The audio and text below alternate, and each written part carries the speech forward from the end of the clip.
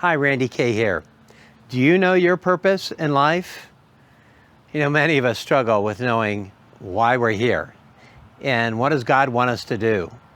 What do we do vocationally? What do we do in terms of our own purpose day in and day out? And so I wanted to share with you some insights as to how to live out your purpose more fully.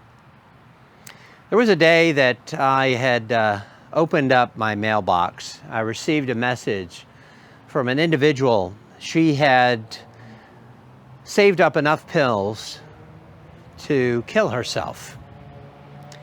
She sent me a message that said, I have been saving up my pills to commit suicide, and then I heard about your story about Jesus, and I've met him. It wasn't my telling the story, it was the Holy Spirit really revealing himself to this woman. That was the day that I launched my ministry. I had been in the corporate world for most of my career. I had been in biotech, I had been in pharmaceuticals, I had been in training and human development. I authored a book on turning grief to sorrow through the power of the Holy Spirit. But that was the day with that person who sent me that message that she had poured down her pills into the toilet, flushed them, and she had found Jesus. My purpose changed after that. There was a period of time after I clinically died, blood clots, clotting my main blood flow to the lung, the pulmonary artery. I suffered from a type of infection, bacterial infection, that was resistant to antibiotics, which caused further clotting throughout my body.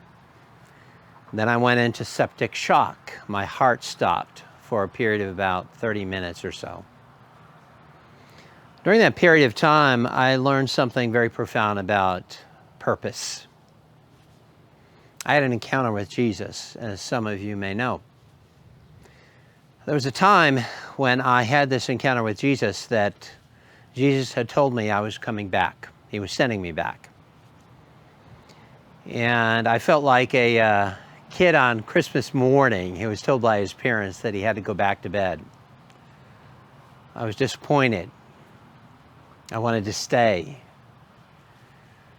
And this butterfly rested on my left shoulder. It was brilliantly colored.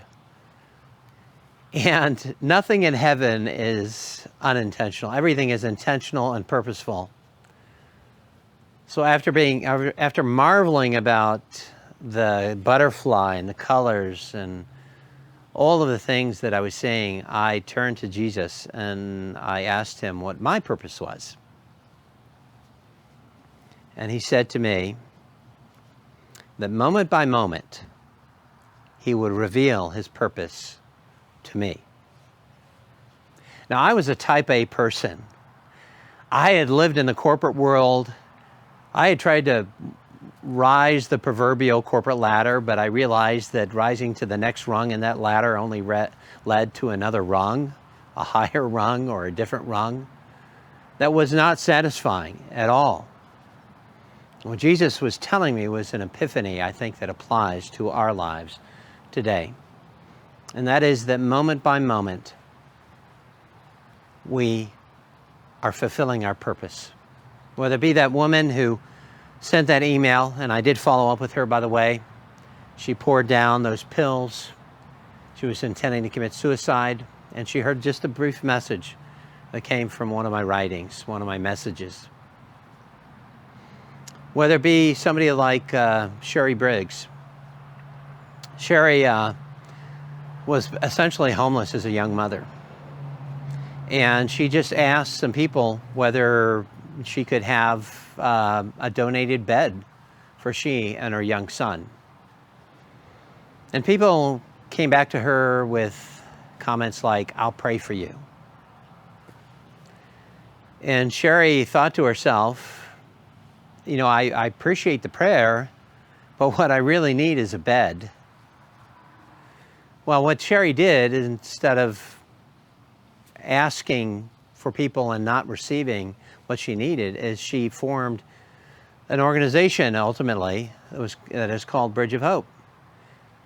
She opened up a garage and just asked for clothing and furniture from people, donating it and storing it into the garage. Today, Sherry's ministry, Bridge of Hope, feeds thousands of people, provides clothing, furniture, outreaches, education to those trying to learn a new occupation, teaching English to those who are of a tongue other than English, native tongue other than English. Sherry turned her pain into her purpose. Sometimes what happens in our lives is that the very thing that pains us, that's lacking in our lives, is the very thing God has called us to do in answering that response. I'm not talking about a pain that is trivial, like, my electricity bill is too high. I'm talking about that blood fueling pain or something in us that has not been addressed in our own lives or the lives of others. It could be a social issue, it could be a personal issue that we need to solve. That problem that we need to solve, like Sherry, is the purpose that can drive us into the solution for ourselves and for other people. Oftentimes we ask, why does God allow suffering? It's probably one of the most commonly asked, if not the most commonly asked question. Why would a loving God allow suffering in this world? And the case is that a loving God did not create suffering. A loving God did not create the sadness that you may be experiencing even now.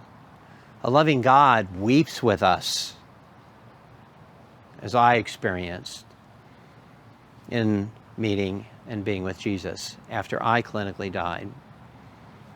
All of us suffer. The cares of this world, the suffering that comes from just living in this world, in a sullied world, with all kinds of diseases and all kinds of issues and even cruelty. God does not turn a deaf ear to our sufferings. What He does is He comes alongside us and He grieves with us. And ultimately, He will turn that suffering for joy.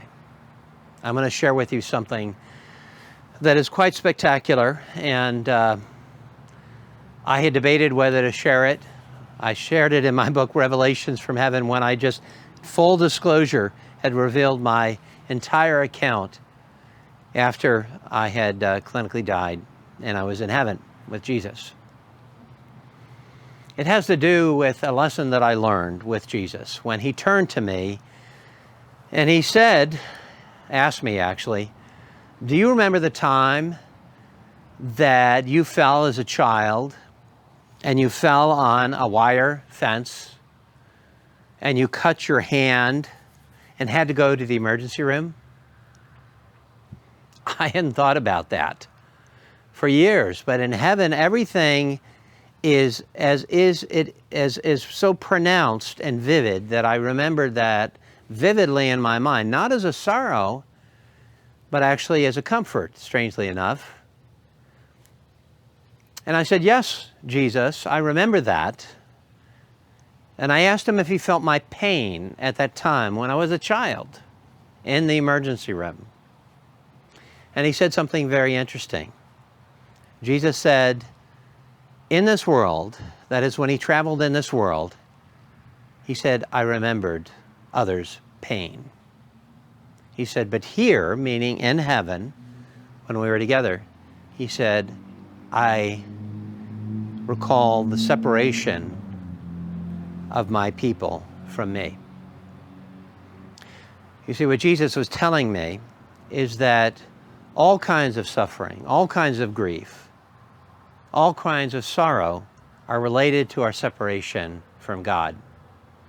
And then I saw a river all throughout heaven, and it was emanating from Jesus. And he took my tears and he poured them into the river. Revelation 22:1, talks about the river of life.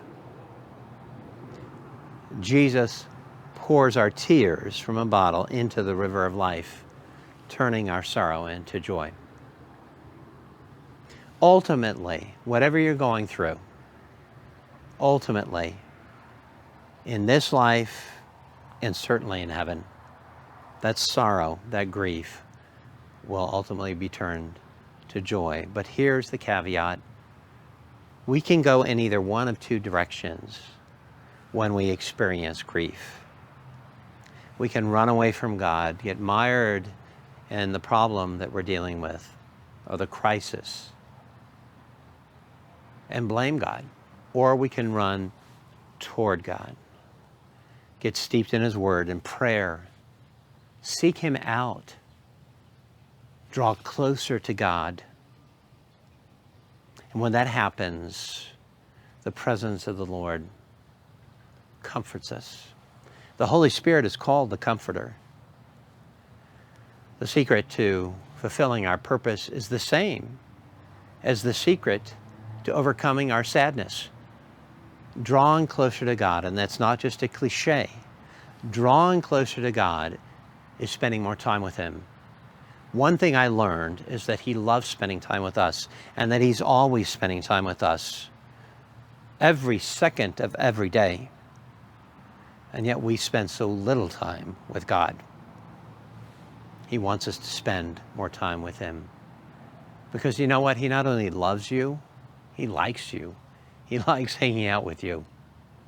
So, the next time you go through a struggle with what's my purpose in life, remember, it's moment by moment. It's the opportunity, the person at the grocery store. It's the person who you see with going through a situation that they just need a smile, offering an encouraging word, or being there to help like Sherry, where you offer to give the need of a person who just asks for something like a clothing, a bed, something, food. Moment by moment, relying upon God, drawing closer to God so we hear His voice continuously, having a conversation. I'll end on this note. Something very, I think, funny, and that is, I was at the grocery store the other day, had a myriad of choices about what pasta sauce to choose, and I couldn't decide. You know what? I prayed. I asked the Lord, what should I choose? Wouldn't you know that instantly, and I know this sounds strange, but I knew which one to choose.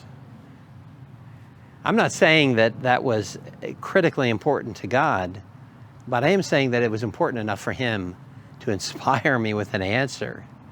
And if that seems silly to you, think about His first miracle. His first miracle was when His mother Mary came to Him and said, at a wedding feast, we've run out of wine. It was a seemingly trivial thing in the scheme of things, in the mission of Jesus. But He turned that wine, or that water, I should say, that He had them pour into the vats, into wine. And it was the best wine of the evening.